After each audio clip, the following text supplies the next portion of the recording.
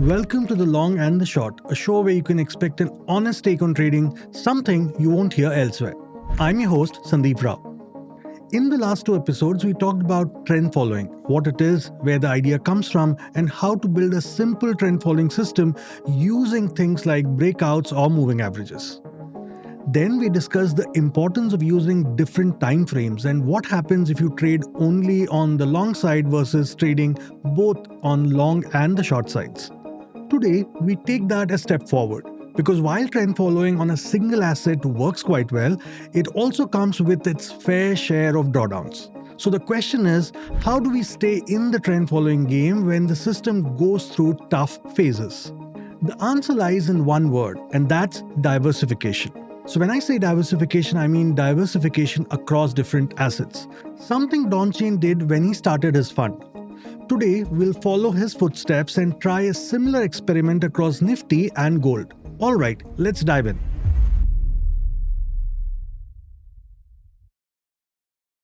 In the world of finance, when we talk about diversification, we have to pay homage to Harry Markowitz, the first person to put numbers and mathematical structure behind the idea. Before him, diversification was just a common sense advice. After him, it became a science. Incidentally, both Donchian and Markowitz had remarkably similar early lives. They grew up working in their parents' shops, Donchian in a rug store and Markowitz in a small family grocery store. Maybe it was this exposure as to how unpredictable day-to-day businesses can be that shaped their thinking about risk and uncertainty. But let's get back to our business. In his 1952 paper Portfolio Selection, Markowitz wrote something that gets to the very heart of diversification. He said the adequacy of diversification is not thought by investors to depend solely on the number of different securities held. A portfolio with 60 different railway securities, for example, would not be as well diversified as the same size portfolio with some railroad, some public utility, mining, various sorts of manufacturing, etc. The reason is that it is generally more likely for firms within the same industry to do poorly at the same time than for firms in dissimilar industries. Now, what he's trying to say in this quote is simple yet profound. He's saying owning more things is not necessarily diversification. It does provide some degree of diversification, but not as much. Owning things that behave differently is what is real diversification. And this idea doesn't just apply to different industries within the stock market, it extends naturally to different asset classes as well, like equities, bonds, gold, commodities, real estate, and so on. So while there is some benefit in diversifying within equities, meaning owning 10 stocks instead of 2, but the real power of diversification comes from holding multiple assets that are not highly correlated with one another. That is what actually smooths the ride. At this point, I want to introduce two fundamental concepts from statistics that are important to understand in the context of diversification. The two concepts are covariance and correlations. These may sound technical, but the ideas are actually very intuitive. Let's start with what problem these concepts were originally trying to solve. As always, a bit of a backstory. In episode 5, I spoke about how Galton came up with the idea of regression towards the mean. The idea was to understand how strongly parents' and children's heights were related. Galton needed a way to measure how the two variables move together. This is where his student Carl Pearson steps in. He formalized Galton's insight into a mathematical expression, what we now call Pearson's correlation coefficient, PCC. Now, to understand the two concepts, covariance simply measures the direction of the relationship between the two variables. If both move up and down together, the covariance is positive. If one tends to go up while the other goes down, the covariance is negative. If the movement seems unrelated, the covariance is near zero. So covariance tells us whether the two things tend to move together. But here's the catch. The actual number is hard to interpret. Because the value of covariance depends on the scale of the data, the units used, rupees versus dollars, and the time frame used for measurement. Change the units and the covariance number changes. So while covariance is conceptually useful, Practically, it's quite messy. And this is exactly why Pearson took it one step further and came up with the concept of correlation. Now, correlation is simply covariance that has been standardized. It takes the messy covariance number and rescales it to a range between -1 and +1. +1 means the two variables move together perfectly, 0 means no meaningful relationship, 1 means move exactly the opposite. With the standardization, the relationship becomes clear, comparable, and easy to interpret. For example, the correlation coefficient between the long-only trend-following strategies on Nifty and Gold is about 0.04, so they're almost uncorrelated. We'll take a closer look at this when we go through the backtest results in detail. What this means is both strategies behave quite independently of each other, and this is exactly the kind of relationship Markowitz talked about in his work on portfolio diversification. This is one of the key reasons why pairing Nifty with gold makes sense. You get the diversification benefits. And the other reason, of course, is we as Indians don't need a reason to buy gold. Now let's get to the interesting parts, that is the backtests. But before that, here's a disclaimer. Now, this is not a recommendation to trade, invest, or take positions based on the examples shown. The backtests and simulations discussed here are strictly for educational and illustrative purposes only. Back to the backtest. For this analysis, Nifty prices are based on spot data. Gold is based on Gold M futures with back-adjusted data to create a continuous price series. Now, these strategies were back-tested using TradingView's strategy testing tools, and the performance summaries were further analyzed using ChatGPT and Claude. I know many of you have asked for a detailed walkthrough of how we build and test strategies. That video is on my list and I will make it soon. Let's now look at the Nifty plus Gold trend following framework and see how it behaves. Here's the exact rules used to construct this simple baseline trend following system. The indicator used is Supertrend with 10-3 setting. Time frame is a 1-hour chart for both Nifty and Gold M. In the previous episode, we saw that the 1-hour time frame performed better than the higher time frames for this kind of trading. Also, this is a long-only strategy for both the assets. Talking about the entry rule, when the price closes above the Supertrend, enter the next candle's open. Now, talking about stop loss or exit rule, the lower Supertrend band acts as a stop loss. When the price closes below the Supertrend, we exit at the next candle's open and wait for the next long setup. I have taken each trade and calculated the percentage return based on the closing price of the asset. For example, in 2015, Gold M was quoting at Rs 45,324 per 10 gram. Since one Gold M represents 100 grams, we multiply by 10 to get the contract value, which means 45,324 into 10, which translates to 4,53,240. Now, for example, if the profit on a given trade is 3,250, then the percentage return is 3,250 divided by 4,53,240 into 100, that is 0.71%.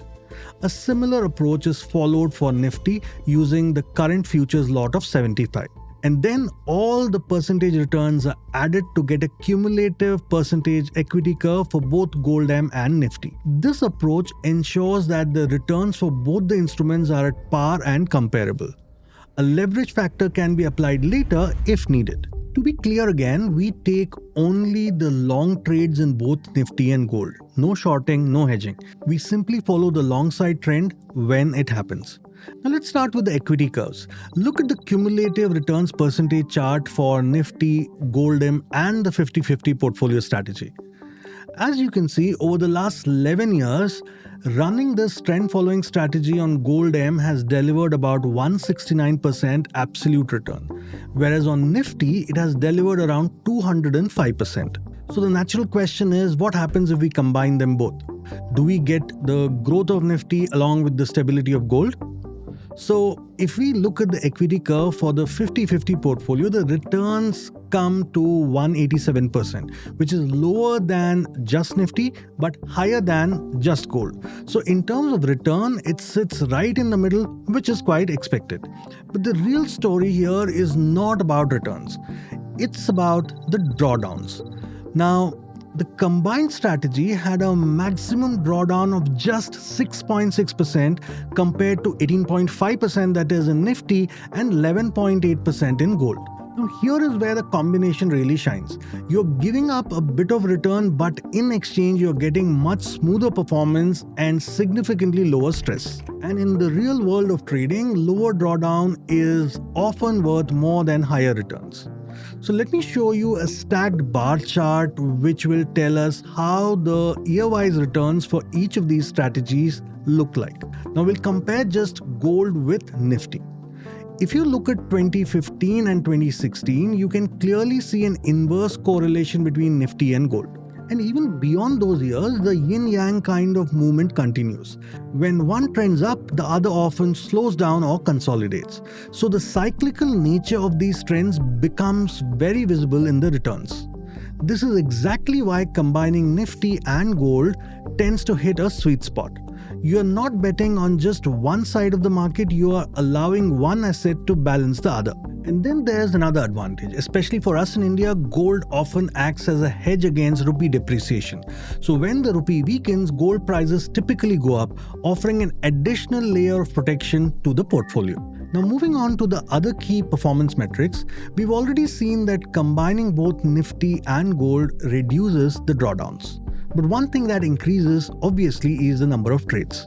However, what really stands out is the return to max drawdown ratio, which is the best in case of the 50-50 portfolio, standing at 28.32. Now, this is a very strong efficiency metrics because it tells us how much return we are getting for every unit of drawdown risk taken.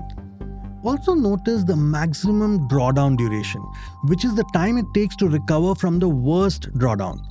It's only at 70 days for the 50-50 portfolio compared to Nifty. Now that's quite reasonable and definitely easy to handle psychologically compared to longer recovery periods. The Sharpe ratio is also higher in the 50-50 portfolio.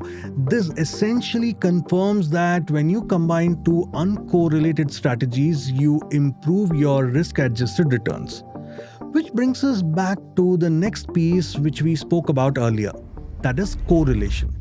So let's look at the correlation between these three strategies and understand how they move relative to each other. The Gold M and Nifty long-only strategies are almost uncorrelated. The coefficient stands at 0.04, which means they are excellent diversifiers. Though the 50-50 portfolio is moderately correlated to gold at 0.53 and highly correlated to Nifty at 0.87. And that's because Nifty has more directional movement compared to gold. This lack of correlation between the two strategies is exactly the reason why the 50-50 portfolio's drawdowns are shallower. The other thing that we need to do is to compare the buy and hold performance of these assets. Now, if you look at buy and hold, Gold M returned about 161% and Nifty returned about 214%. Now, you may ask me, Sandeep uncle, all this is fine, but if buy and hold gives almost the same returns, then why trade at all? Well, the answer is to look at drawdowns. Nifty saw a drawdown of 38% and Gold M saw around 21% drawdown. So even if the headline returns of these strategies look somewhat comparable with the buy and hold strategy, the risk-adjusted returns tell a completely different story. Also, in this context, a trading or systematic approach gives much better stability than a pure buy and hold approach. There's another element in trading which does not exist with buy and hold, and that's leverage. I'll talk more about it later.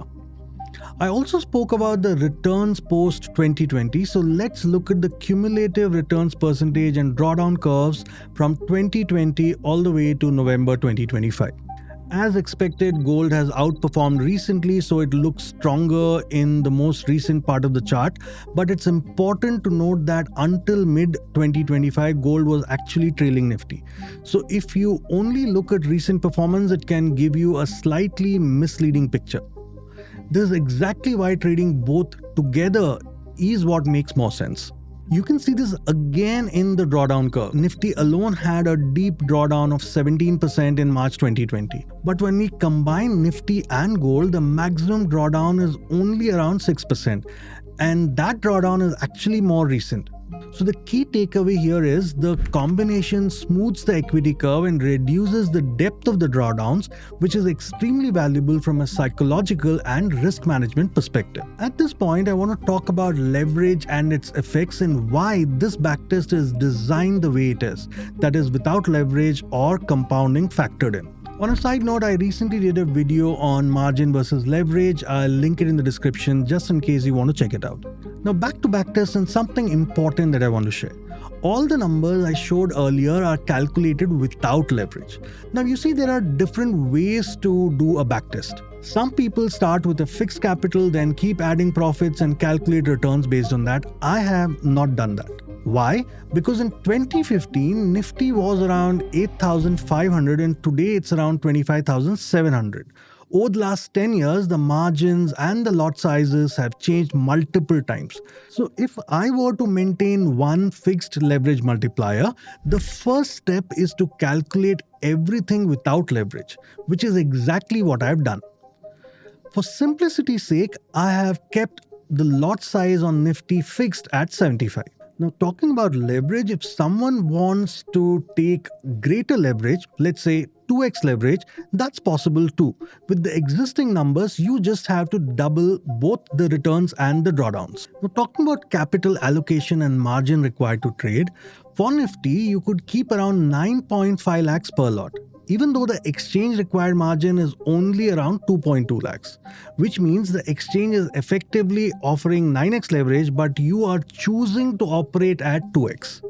Similarly for Goldem, the contract value is about 12.5 lakhs, so at 2x leverage, you would need to keep around 6.25 lakhs per lot, even though the exchange margin is only at around 1.25 lakhs. So for a 50-50 portfolio, one lot of Nifty and one lot of Goldem, your capital requirement at 2x leverage would be around 15.75 lakhs, even though the combined exchange margin requirement is only at around 3.45 lakhs.